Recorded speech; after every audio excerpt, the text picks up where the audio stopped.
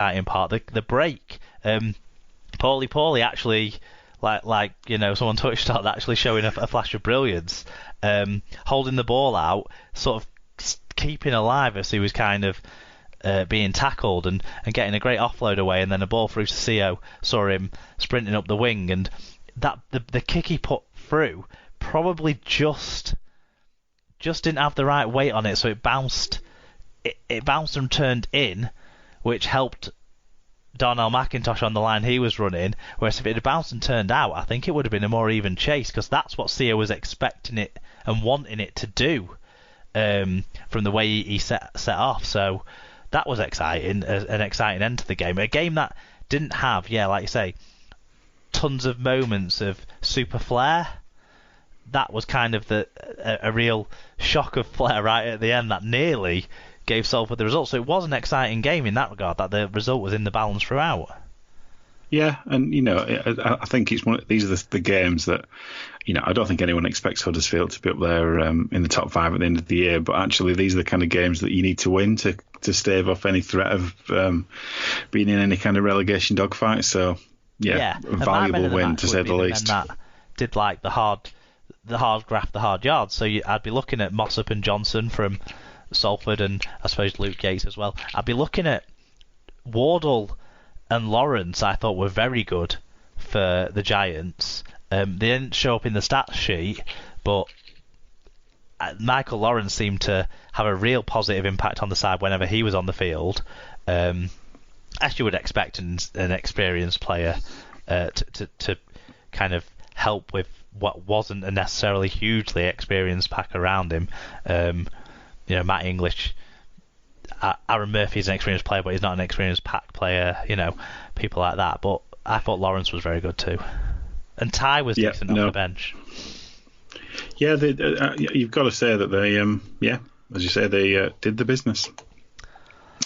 Right, let's move. Shall we move on to Saturday? Flaggate. Yes. Flaggate. Yes. So in Flaggate, it was Catalan Dragons against the Castleford Tigers. It finished Catalan 36, Castleford 18. It was 20-12 to Catalan at half-time. 8,886 people there. Gareth Hewer back on the wrong side of the channel. It's been a long time since he's been there. But it was a thing, wasn't it? It was a thing, wasn't it? Hewer doing Catalan games. It was totally a thing. He must speak French or something. But it always didn't make sense, did it? Because he'd have to travel from Cumbria, so it's like the longest place to get on a flight from. Perhaps he's just very very conscientious with his air miles. Anyway, maybe he wanted to spend his Valentine's weekend in France as well. Maybe he did. French romance going on. But yes, in effect, Catalan actually won this easily on the statistics. 4 fewer errors, 4 more breaks, over 400 more metres at 1.5 metre per carry, better average gain, plus a 3% better team tackle success. It would have been nice if that was 4%, wouldn't it? Would have been nice. You let me down. If you like that kind of continuity. But in a bad sign, Castleford were under 1,000 metres, and as we all know, go under 1,000 metres, you've got little chance of winning. For the Catalan Dragons, Sam Tompkins, annoyingly good in this game, 3 tries, 16 tackle busts, 178 metres and 4 clean breaks. Samasoni Langi with a try assist, 146 metres. Fujiaha with a try assist, 138 metres, 2 clean breaks, and Ben Garcia with 130 metres. For the Castleford Tigers, Jake Truman with 100 running metres and Paul McShane with 43 tackles. So the first of the fan reviews came in from Alan Walker. He said, went to the theatre instead. It was full of homosexuals, fornicators, drunks, atheists, etc. A great crowd. Malcolm Matios says, Israel is a nice country, Lau is a cunt. And Fatboy Rob said, weekend was a right laugh. I didn't really see the match due to excess alcohol, but judging by the party on the coach back to Lorette, I think we won. #Coif, #3 from 3. The delusion continues. Yes. So unlike Rob, I've seen something of this match, but no more than the highlights. you have to say, when you look at them, just obviously you are seeing highlights, but there were some great tries scored in this match. Oh God, both sides. Yeah, absolutely. Yeah, I mean, I think for me, if I was going to pick out one, probably Lange's try from the Tompkins break is my choice. But you probably could have picked any of the Tompkins 3 tries. Or the Alfert's try from the 20-metre tap as well. Well, I was going to say that one. I was going to move on to Cass. I thought obviously Danny Richardson had a couple of try assists. He's obviously settling into the team. But yeah, it looked to me like Catalan actually had some really good attacking shape in this game. Obviously, players like Tompkins at the end of it, he can take advantage of that shape, and it was clearly too much for Cass because they weren't really at this one, it would appear. I wonder if we're starting to see the old Sam Tompkins again. Obviously, a few weeks of rest in the off-season, proper off-season, and all those sorts of things. And like the guy or loathe the guy, when we used to see him at his best, it was exciting and entertaining. And he's starting to look a bit more like that. His try in round one was vintage Tompkins, and he scored 3 tries in this game that were very similar to that style of thing, where he was stepping and having the acceleration to get through the gap that his step had helped create, and then finishing things off. So I'm wondering if last year, for example, you didn't really have to worry about the halfbacks at Catalans kind of taking you on as such. Maybe when Gigo was in the halves, you had to sometimes think about it, but you could focus more on what Tompkins was doing around the back to sort of cover it. Whereas now, with Maloney being a much more dynamic ball player than Matty Smith is at this stage of their respective careers, people are obviously going to be focusing a bit more on what's going on inside, and maybe it means that there's one less man sliding us early to where Tompkins is going to be, and it means he's not having to beat 2 defenders straight away every time. He's only having to beat 1, and he's obviously still got the skill level to do that. He certainly had the pace off the mark, as you say, to kind of get through those gaps that were opened up for him. So if he was under a slight injury cloud last year, it's certainly lifted now, as much as you might not like him personally. But yeah, I don't really have much more to say about this because unfortunately I've seen the highlights, and if we rely on Rob for highlights, he's hardly going to tell us much. So I have a question mark over Danny Richardson's effort in defence. Okay. The setup for that Alfert's try on the 20-metre tap was really good. He sort of looked the other way, realised the defence was kind of went towards the way he first looked, and quickly switched a pass back, kind of half no look the other way, and set Alfert's free, and that was fantastic. But definitely on the first and the third Tompkins try, I've not scrutinised the other tries enough, but I think if he'd have put a bit of an extra shift in, he'd have had an opportunity to at least make contact with Tompkins as he was going through. But it seemed like once the ball had gone past him in the defensive line, he stopped. And he was like, this isn't my problem to solve anymore. So when Tompkins cut back inside the man outside of him, he's nowhere to be seen on the backtrack. Whereas I can't imagine if you were watching like a Wigan side or a St Helens side that the halfbacks would switch off that quickly in defence and not show, like, maybe on the last try when the game's already gone, yeah, fair enough, you might see it there. But the first try, it was 3 minutes into the game, and I'm sure if you watch it, he's half-arsed once the ball's gone past him, and he could have. I'm not saying he would have prevented the try, but he could have at least tried.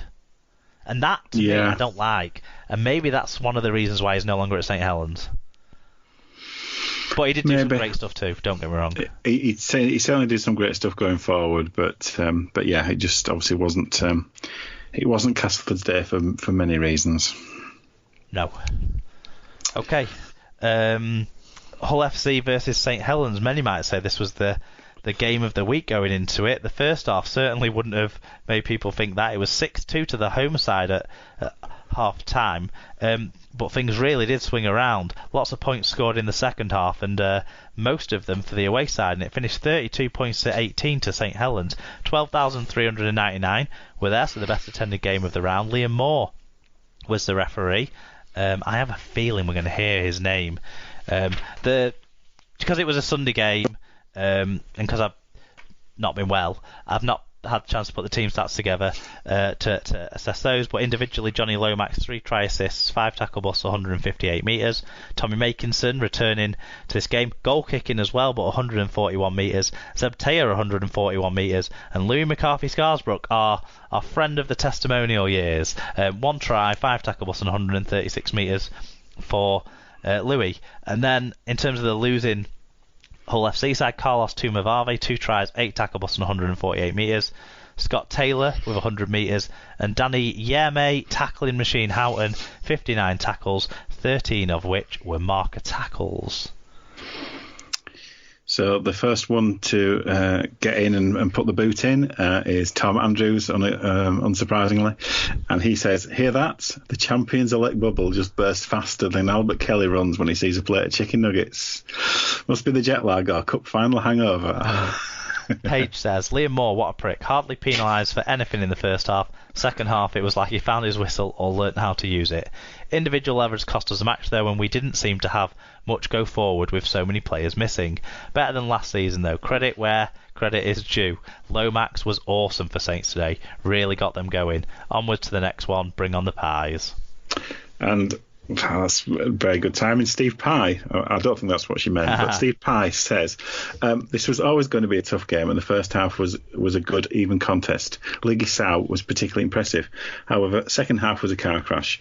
All the injuries were unfortunate. However, our discipline was awful, and Lomax was absolutely superb. It was a bit too much like last season, the way we collapsed. Hopefully that won't be a recurring theme. Good luck to Saints next week. An outstanding team. Joshua's granddad said, old school first half with lots of grunt from both sides saw FC with a slight advantage. Early second half, Connor narrowly kicked out on the full, inviting Lomax to give a 20-minute masterclass of how to play, of halfback play, taking Saints out of sight. And St David says, the proverbial game of two halves. Saints, while better than last week, looked slow with the ball and with more pinging us every time Hull fans booed, which was a lot. We spent too much time defending in our own half. Second half, we were much quicker. Smith at hooker helps, and Lomax took control, cutting Hull to ribbons down their right. 4 quick tries took us out of sight. Bring on the Chucks. You missed Coys. Coys.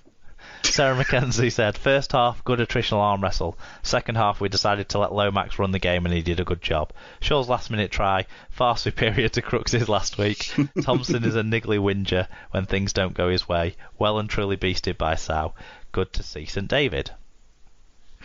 And Phil Nadin says, well, the afternoon started well with Mahai Fanua signing my West Tigers ball and being first in the queue for my chicken and chips, washed down with a little fruity cider. The game was not bad, and going into half-time in front was good, and spirits were high. But as the second half got underway, Sarah McKenzie had to mention Saints hadn't scored a try in 2 hours of rugby, and the rest, as they say, is history. So it's Sarah's fault then, basically. Well, I think some people have maybe suggested it was Jake Connor's fault, but he had a kick that was very, very borderline, is what I've read. But it went out on the full. It was ruled out on the full, and as a result of that, St Helens basically got field position. Johnny Lomax pulled the strings, sent Matty Costello in out wide, sent Luke Thompson in under the post. Well, actually, that was a bit of a shambolic try, but then sent Lou McCarthy on an inside ball to go underneath the posts. And basically, from the 46th minute to the 56th minute, it went from 6-2 to the home side to 24-6 to the visitors. So a 10-minute spell absolutely blew the game apart, and I suppose, and I don't believe that Hull FC touched the ball much in that time other than to kick off as well. So obviously they had a bad run of things during that period, and Saints took full advantage, and it does seem like Lomax was the architect in chief. And what I just wish Johnny Lomax could be quite as influential